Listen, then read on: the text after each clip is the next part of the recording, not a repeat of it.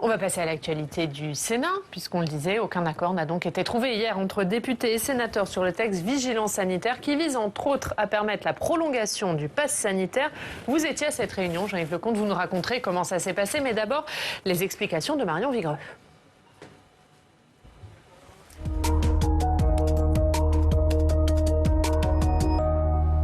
Bonjour Marion. Bonjour Ariane, bonjour Monsieur Lecomte. Et Marion, on revient donc avec vous sur l'échec de cette commission mixte paritaire qui s'est tenue hier au sujet du projet de loi vigilance sanitaire. Oui, et d'abord un mot de ce qu'est une commission mixte paritaire. C'est une commission qui rassemble un nombre équivalent de sénateurs et de députés, 7 de part et d'autre, et qui se réunit pour élaborer un texte de compromis entre les deux assemblées lorsqu'elles ne sont pas tombées d'accord sur un projet de loi commun. Et c'est donc ce qui s'est passé pour le texte vigilance sanitaire qui a été voté dans une forme à l'Assemblée nationale et dans une autre au Sénat. Le cœur du désaccord entre les deux assemblées, c'est la date butoir du régime de sortie de l'état d'urgence sanitaire. L'Assemblée nationale a voté une prolongation jusqu'au 31 juillet 2021, c'est-à-dire au-delà des élections présidentielles et des législatives, pendant que la majorité sénatoriale de droite et du centre a, elle, proposé de la ramener au 28 février 2022 pour faire un premier point d'étape. François-Noël Buffet est le président de la commission des lois au Sénat et à ce titre, il participait hier à cette commission mixte paritaire et pour lui, son échec est synonyme d'une nouvelle dépossession du pouvoir du contrôle du Parlement. Écoutez-le. Le point majeur reste cette date de fin juillet. Comment accepter que le Parlement se dessaisisse de ses moyens de contrôle? Certes, il y a une suspension à la fin du mois de février, mais en aucun cas, elle n'interdit au Sénat et à l'Assemblée nationale de se réunir. Il n'y a pas de difficulté là-dessus, nous sommes toujours en session ordinaire.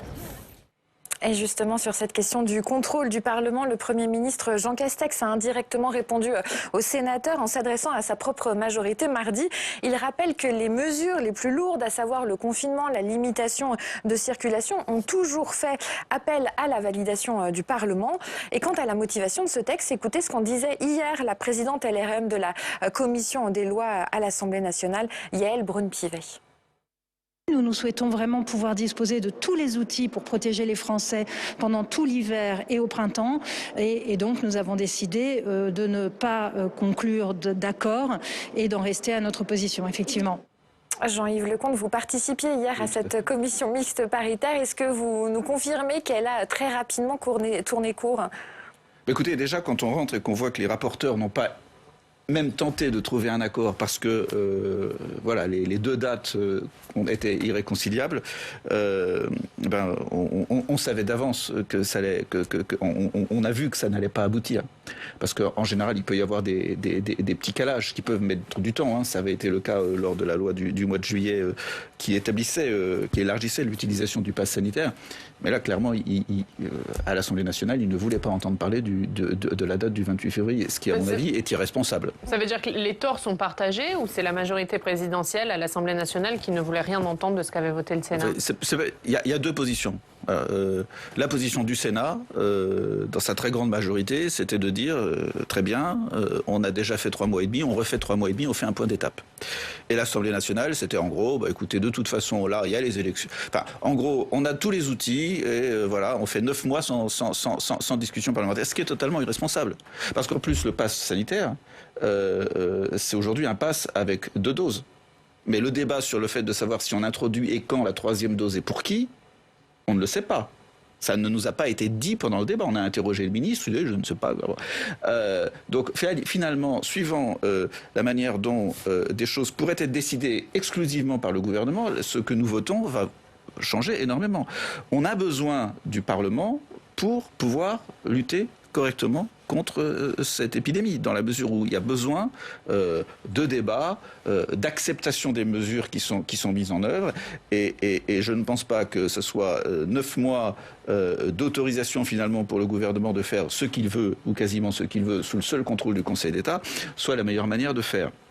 En plus, à partir du deuxième tour de l'élection présidentielle, nos institutions font que le Premier ministre qui sera nommé par le nouveau président pendant 2 mois, c'est-à-dire pendant la période des élections législatives, ne demandera pas la confiance au Parlement. C'est-à-dire que là, nous avons des députés qui s'apprêtent probablement, enfin j'espère qu'il y aura un sursaut au niveau de l'Assemblée nationale, mais nous avons des députés qui s'apprêtent à donner des pouvoirs à un gouvernement dont le chef du gouvernement n'aura même pas la confiance de l'Assemblée nationale pendant 2 mois, ce qui me semble assez hallucinant. Juste ce que vous venez de dire sur le sursaut de l'Assemblée nationale. En première lecture, c'est passé à 1 voix près cette prolongation du pass sanitaire, 10 voix près pour l'ensemble du texte. Vous espérez encore que là, ça ne se fasse pas et que les députés de la République En Marche ne votent pas tous ce texte? J'en appelle au respect de leur fonction de parlementaire. C'est absolument hallucinant de voir ça. Parce que nous avons besoin de débats pour que les mesures soient acceptées dans la population et soient adaptées aux circonstances. Et je ne pense pas qu'en 9 mois, les circonstances ne changent pas. On voit bien ce qui se passe à l'est de l'Europe actuellement en matière d'épidémie. Il faudra à nouveau des débats. Et puis, parce que 9 mois d'habilitation, de capacité du gouvernement à prendre des mesures dures en matière de liberté sans contrôle obligatoire du Parlement, ça me semble totalement anormal.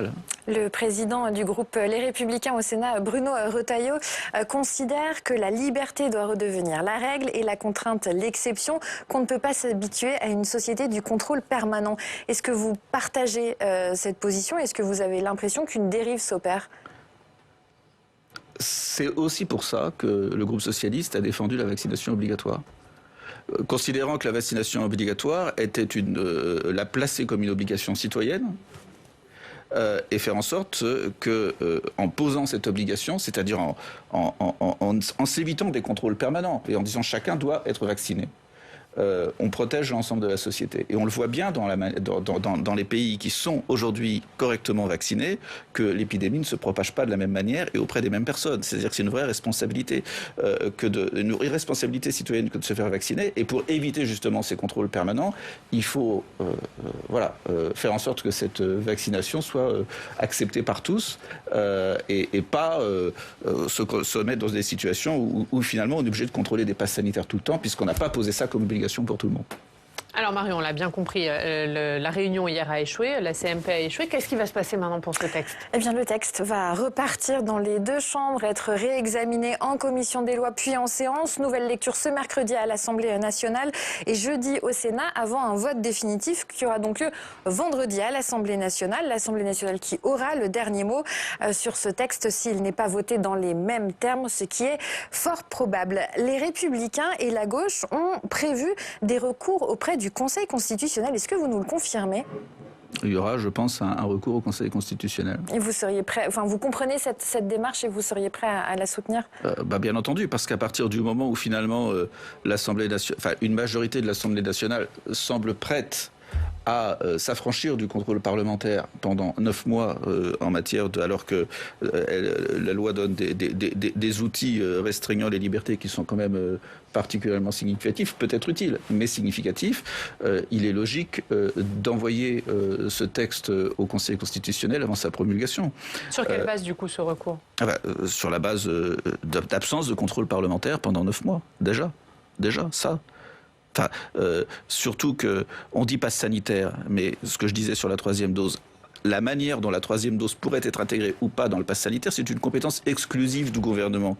Il nous demande de lui donner des pouvoirs pendant 9 mois, il ne nous dit même pas ce qu'il va faire avec ça. Si à un moment, cette 3e dose devra être intégrée ou pas dans le pass sanitaire, et si cette 3e dose fera ou pas, sera partie intégrante de l'obligation vaccinale. Aujourd'hui, on dit que c'est une dose de rappel, mais si après c'est une obligation, ça veut dire que les passes sanitaires qu'on a tous dans nos téléphones, ils tomberont parce qu'il faudra faire une dose de plus. Et tout cela, le gouvernement nous demande de lui donner des pouvoirs sans nous préciser le cadre. Donc il y a quand même un peu un abus de pouvoir. C'est pas illégitime de poser la question au Conseil constitutionnel sur l'ensemble des dispositions. Il y en aura probablement d'autres. On avait aussi un désaccord sur la transmission des données de santé aux directeurs d'établissements scolaires. Nous l'avons refusé, l'Assemblée nationale le fait. Lever le secret médical dans ces conditions-là, ça mérite aussi d'interroger le Conseil constitutionnel. Tout ce qui touche les libertés doit pouvoir être contrôlé en matière de respect de nos principes constitutionnels. Donc nous le ferons. Merci Marion. À tout à l'heure dans le club, on va continuer de parler de la crise sanitaire. 15 présidents de départements socialistes ont écrit au Premier ministre pour protester contre le fait de rendre éligibles au RSA les salariés qui sont suspendus parce que non vaccinés. Est-ce que vous comprenez cette position et est-ce que, comme le dit Olivier Véran, ce n'est pas normal que ces salariés suspendus bénéficient de la solidarité nationale ? Depuis le début, de toute façon, moi je considère que, nous considérons au sein que l'obligation vaccinale est il faut l'assumer en tant qu'obligation citoyenne. Bon, le gouvernement a choisi une autre voie, avec suivant les métiers des gens, éventuellement des conséquences lourdes pour leur activité et leurs revenus. C'est vrai qu'à la fin, c'est les départements qui payent, sur ce sujet comme sur d'autres. Et c'est pas acceptable. Donc c'est une question de faire payer au département une décision du gouvernement ou c'est une question d'inégalité? Certains présidents de département parlent d'inégalité entre les allocataires du RSA et ces suspendus qui peuvent être des cadres, donc bien payés. Ça aussi c'est un argument pour vous? Après, on est sur tout le débat sur la suspension. Moi, il me semble que l'obligation de vaccination est une obligation citoyenne qui doit pas emporter de conséquences sur la capacité ou pas d'exercer un métier. Le sujet du RSA, oui, je comprends cette position. On va continuer à parler de ce sujet, justement. On va aller voir comment ça se passe du côté de l'Indre-et-Loire, direction Tours, précisément. Retrouver Baptiste Bise. Bonjour Baptiste, merci beaucoup d'être avec nous ce matin, Baptiste. On parlait de ces suspensions pour cause de non-vaccination et c'est le cas notamment du côté de Loches où un médecin de campagne est menacé de suspension parce qu'il refuse de se faire vacciner. C'est ça se passe à Chambourg-sur-Indre, on est dans le sud de la Touraine. Alors un généraliste ne pourra bientôt plus exercer parce qu'il n'a pas été vacciné contre le Covid et il refuse de le faire. Pour le moment, le premier courrier que l'Agence régionale de santé lui a envoyé est resté sans réponse et le deuxième, adressé en recommandé, a été retourné à l'envoyeur. L'obligation vaccinale s'impose pour tous les médecins, rappelle le cabinet de la direction de l'Agence régionale de santé que nous avons joint hier. Alors mon confrère de la rédaction de Loches, Bruno Boucher, a également contacté ce médecin généraliste. Il confirme n'avoir reçu aucune injection et refuse même de parler de vaccins, estimant, je cite, que les injections actuellement proposées sont encore expérimentales. Il précise toutefois que cela ne l'a pas empêché de vacciner les patients qui le souhaitaient dans son secteur. Alors dans ce bout de campagne du sud de la Touraine, les habitants s'inquiètent de la prochaine suspension de ce médecin qui fait suite à l'interdiction d'exercer d'un autre généraliste dans une commune voisine de Dolu-le-Sec. En Indre-et-Loire, 7 médecins auraient à ce jour été suspendus. Un petit mot de réaction, Jean-Yves Lecomte, ça a des conséquences concrètes, cette vaccination, alors qui n'est pas encore obligatoire, mais qui quand même entraîne des suspensions. Oui, c'est un sujet difficile et d'un autre côté, moi je suis assez effaré de voir des professionnels de santé qui finalement semblent avoir un rapport avec la science assez particulier. Parfois sur la base des observations qu'ils font dans leur cabinet, alors qu'il y a quand même un certain nombre de statistiques qui montrent la capacité, ce qu'apporte le vaccin. Et c'est vrai que de ce point de vue-là, il y a une vraie difficulté. Je crois. Vous l'entendez. Voilà.